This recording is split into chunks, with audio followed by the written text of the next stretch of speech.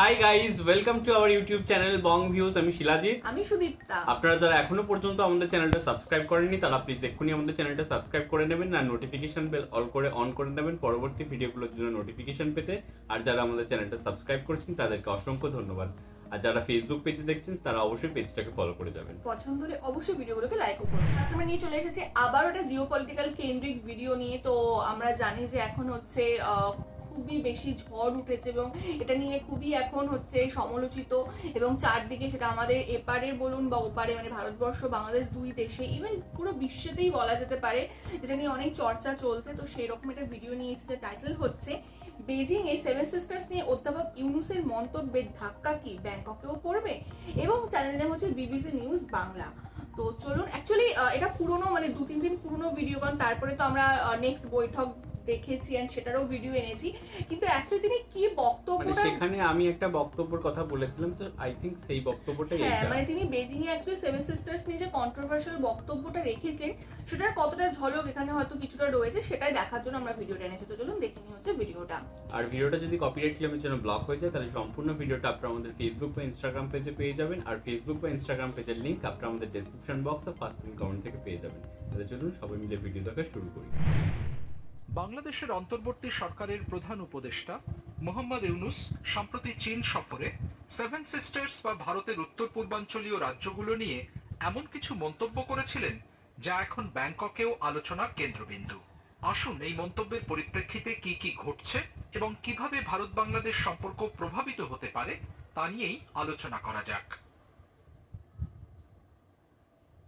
28 March Beijing এ অধ্যাপক ইউনুস তার বক্তব্যে ভারতের উত্তর পূর্ব অঞ্চলের সেভেন সিস্টার্সকে স্থলবেষ্টিত বা ল্যান্ডলকড অঞ্চল হিসেবে উল্লেখ করেছিলেন।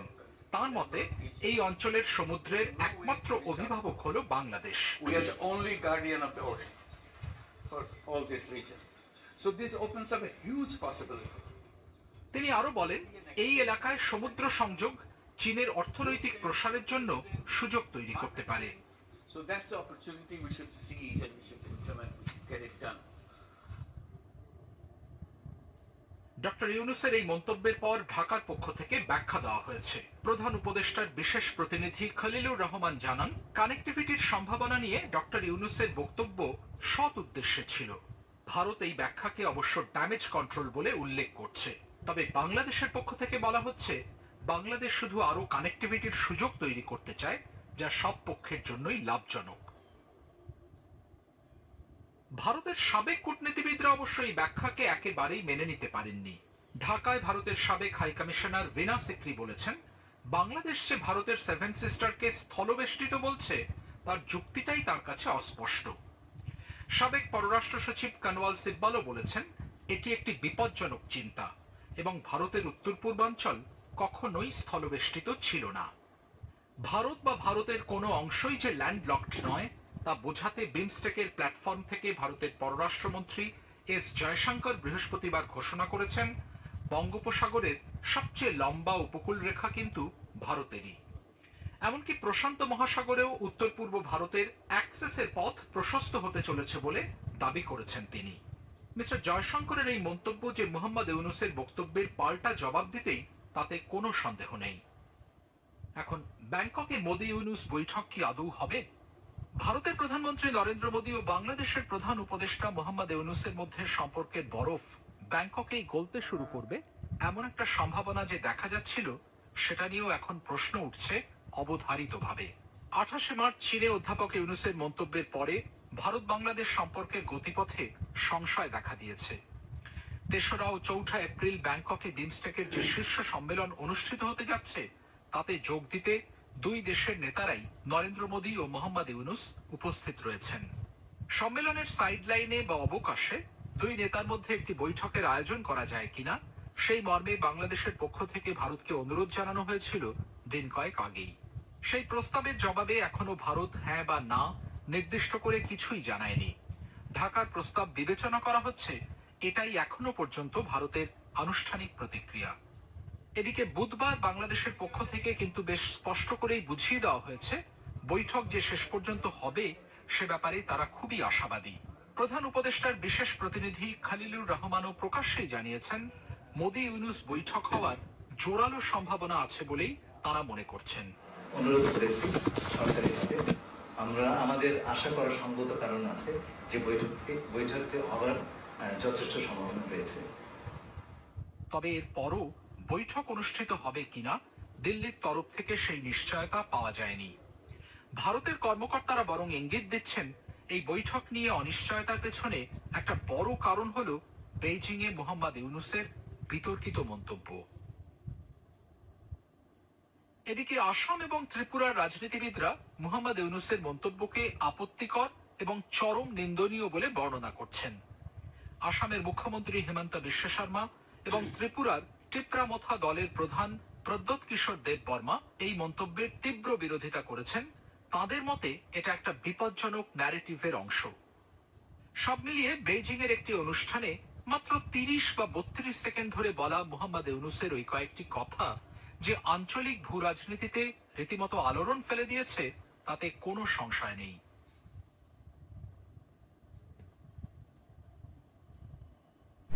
তো আগের দিন হচ্ছে শিলাজিৎ একটা ভিডিওতে বলেছিল যে কালকের ভিডিওটা, গতকালের ভিডিওতে, এবং সেখানে হচ্ছে শিলাজিৎ বলেছে যে বেইজিং এ তিনি সেভেন সিস্টার্স নিয়ে মানে ডক্টর মোহাম্মদ ইউনূস কিছু আর কি মন্তব্য রেখেছে এবং সেই নিয়ে একটা জটিলতা সৃষ্টি হয়েছে। তো এখানে লাস্ট থেকে যেটা দেখালো যে ব্যাংককে বৈঠক হবে কিনা তার একটা অনিশ্চয়তা থেকে আছে, ভারতের দিক থেকে কোনো সবুজ ইঙ্গিত আসছে না। বাট আমরা সবাই জানি যে হ্যাঁ, শেষ পর্যন্ত বৈঠক হয়েছে এবং বৈঠকে কি ধরনের আলোচনা হয়েছে সেটা নিয়েও আমরা অলরেডি ভিডিও এনেছি, তো সেই টপিক আমরা যাচ্ছি না। তো এখানে হচ্ছে আমরা দেখলাম মোহাম্মদ ইউনূসের যে বক্তব্য সেভেন সিস্টার্স নিয়ে তিনি বলেছেন, তিনি যেটা মানে খুব বেশি হাইলাইট করে তিনি বলেছেন যে বঙ্গোপসাগরে তিনি মানে তারা বাংলাদেশ একমাত্র গার্ডিয়ান বা একমাত্র অভিভাবক। তো কোথাও গিয়ে এই সেন্টেন্সটুকুই আমার মনে হয় অনেক বেশি কন্ট্রোভার্সিয়াল হয়ে যায় এবং মানে মানে রিয়েলিটি থেকে অনেক ধাপ পেছনে চলে যায় ব্যাপারটা।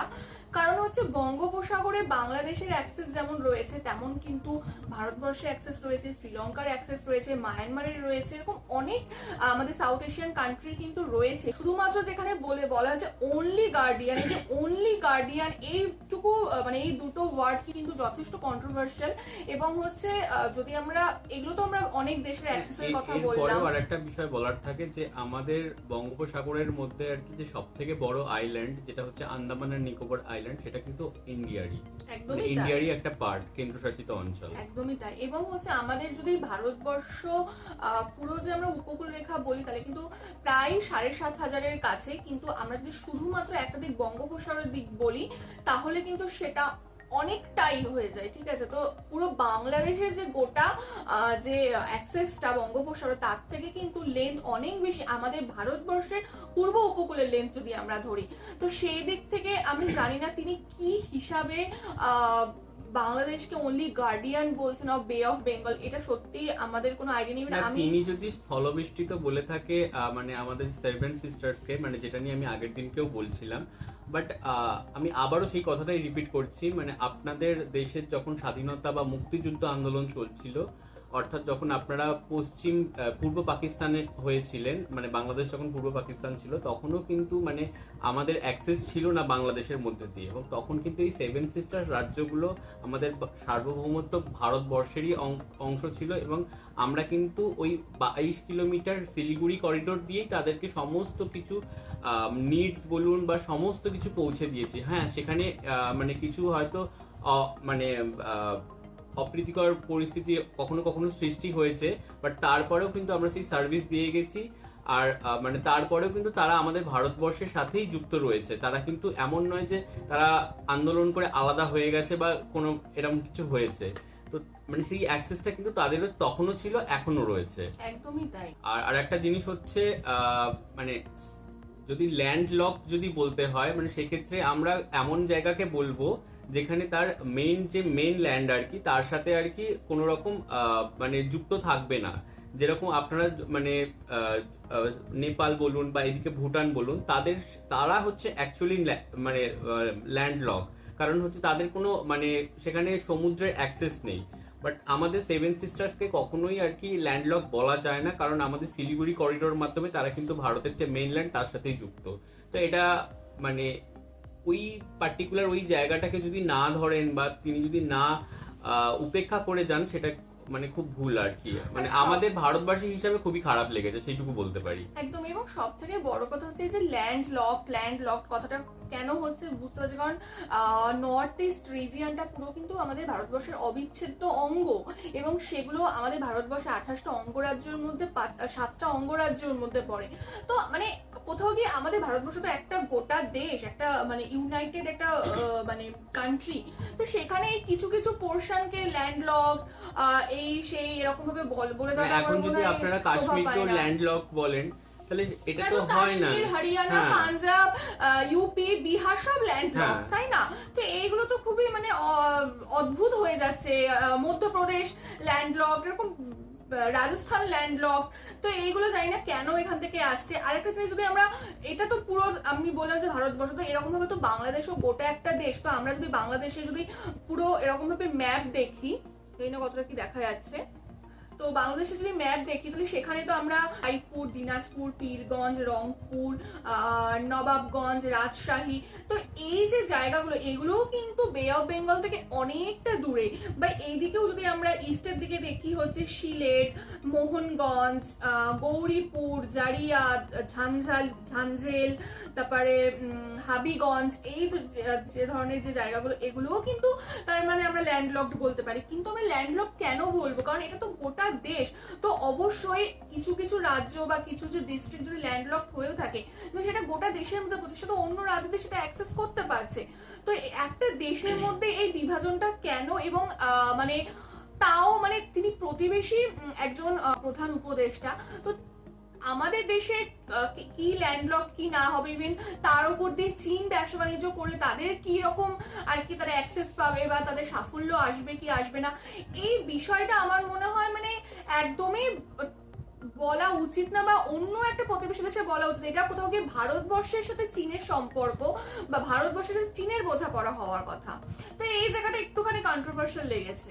আর একটা জিনিস হচ্ছে যে মানে চীন যে ব্যবসা করবে তাকে কিন্তু ভারতবর্ষ পেরিয়েই আসতে হবে বাংলাদেশে যদি তাদের বন্দরের অ্যাক্সেস নিতে চায়। এরকম আমাদের নর্থ ইস্ট রিজিয়নের যারা রয়েছে, যে সকল রাজ্যগুলো রয়েছে, তারা কিন্তু চট্টগ্রাম বন্দরের অ্যাক্সেস পেয়েছে এবং তারা ব্যবসা বাণিজ্য হয়তো স্টার্ট করেছে। আমার এই সম্পর্কে জ্ঞান খুবই সীমিত। এটা যদি মানে এটা একটা কথাবার্তার পর্যায়ে ছিল এইটুকু আমি জানতাম, বাট সেটা কি কার্যকরী হয়েছে কিনা আমি জানি না। আর মানে কিন্তু এইটা যখন ঘটেছে তখন কিন্তু মানে আপনাদের পূর্ব যে প্রধানমন্ত্রী তিনি ছিলেন শেখ হাসিনা, এবং সেখানে দাঁড়িয়ে তার সাথে ভারতবর্ষের একটা গভীর সম্পর্ক থাকার দরুন কিন্তু ওই মানে চুক্তিগুলো সাইন হয়েছিল। এবার পরবর্তীকালে সেগুলো বিবেচনা সাপেক্ষ হয়ে গেছে, সেটা পরের ব্যাপার। বাট আলটিমেটলি ভারতবর্ষের ত্রিপুরা বা মেঘালয় এই ধরনের রাজ্যগুলো যে বাংলাদেশের চট্টগ্রাম বন্দর এখন ইউজ করতে পারছে নাকি সেটা আমার জানা নেই। তো এই বিষয় নিয়ে আমি কিছু বলতে পারবো না। তো এই বাণিজ্যের জন্য যদি আপনারা ল্যান্ডলক বলে থাকেন, যে আপনাদের ভূখণ্ড ইউজ করে তারা যদি বন্দর ইউজ করছে, তো এই বিষয়টাকে যদি বলেন, কিন্তু এই রকম কিন্তু নয় যে আমরা আগে কখনো ত্রিপুরার সাথে বাংলাদেশের থ্রুতেই শুধুমাত্র মানে কানেক্টেড ছিলাম। আমরা কিন্তু শিলিগুড়ি করিডোরের মাধ্যমেই এত বছর সার্ভিস দেখেছি, এটাই আমার বলার উদ্দেশ্য। এবং আর একটা জিনিস আমার না বললেই নয়, যেটা হচ্ছে আপনারা কালকে কমেন্ট বক্সে দেখলাম যে চাওয়ালা প্রধানমন্ত্রী বা এই ধরনের আর কি কথাবার্তা ইউজ করছেন। তো এখানে ব্যাপারটা হচ্ছে কি বলুন তো, চাওয়ালা প্রধানমন্ত্রী থেকেই কিন্তু মানে আমার হয়তো পার্সোনালি তাকে অপছন্দ হতেও পারে, বাট আলটিমেটলি সে কিন্তু আমার দেশের প্রধানমন্ত্রী। আপনি যখন দেশের প্রধানমন্ত্রীকে যখন কিছু খারাপ বলছেন বা আপনারা যখন বলছেন, আমরা যদি এখন মোহাম্মদ ইউনূসকে যদি কিছু দুটো খারাপ কথা বলি, সেটা যতটা আপনাদের খারাপ লাগবে, তো চাওয়ালা প্রধানমন্ত্রী যখন আপনারা বলছেন বা এই ধরনের ব্যঙ্গ বিদ্রুপ করছেন, সেটাও আমাদের ততটাই খারাপ লাগছে। এবং চাওয়ালা প্রধানমন্ত্রী হয়েও কিন্তু ভারত আজ অর্থনীতিতে মানে বিশ্বের মধ্যে মানে 5th লার্জেস্ট ইকোনমি, মানে সেটাও কিন্তু একটা বিশ্বের মধ্যে একটা মানে মেজর আর কি ভূমিকা রাখে। একদমই তাই। এবং আমাদের ভারতের সংবিধান অনুযায়ী প্রাইম মিনিস্টার কিন্তু বলা যায় হচ্ছে মানে মেন লিড করে।